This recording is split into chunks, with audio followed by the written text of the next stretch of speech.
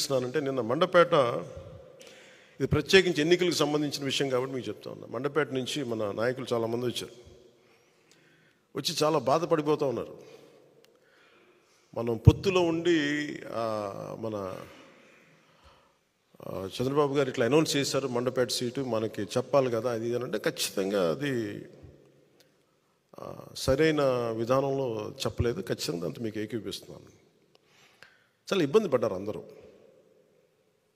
మనకి మండపేట లాంటి నియోజకవర్గంలో పోయినసారే ఒక 18% ఓటు ఉంది. అది ఈ రోజున చాలా బలమైనటువంటి అబౌవ్ 23, 28 ఎగ్జాక్ట్ చెప్పండి 28 దాదాపు 26 నుంచి 27 ఒక 10% పెరిగింది పోయిన దానికి ఈసారికి. నేను కూడా ప్రత్యేక పరిస్థితుల్లో వాళ్ళు 2 సీట్లు అనౌన్స్ చేశారు కాబట్టి నేను కూడా 2 సీట్లు అనౌన్స్ చేస్తున్నాను ఈ రోజున. అది పరిస్థితులు అలాంటివి. సో నాకు కూడా ఒత్తిడి ఉంటుంది. పాపం చంద్రబాబు గారికి కూడా ఒత్తిడి ఉంటుంది కదా, నాకు కూడా ఒత్తిడి ఉంటుంది కాబట్టి ఆ ఒత్తిడిని నేను కూడా తట్టుకోవడానికి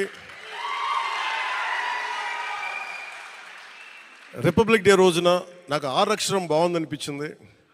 రిపబ్లిక్ డే RRR లాగా